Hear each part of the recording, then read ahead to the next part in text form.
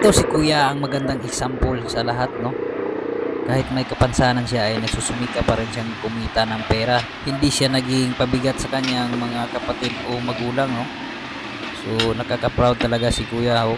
Kahit may kapansanan siya, oh.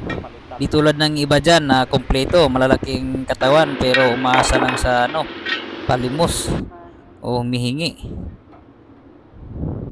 So sa mga walang trabaho dyan, dapat gayahin nyo ito, naway maging magandang example to sa inyo. So tingnan nyo siya, oh. Kahit may kapansanan siya, oh. Talagang nagsusumikap siya kumita ng pera. So yan, oh. So shout out sa iyo kuya.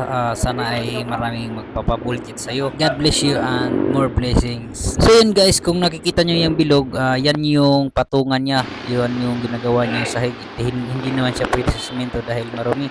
So yun guys, pagkatapos niyang mag-volcate, babalik na naman siya sa kanyang wheelchair.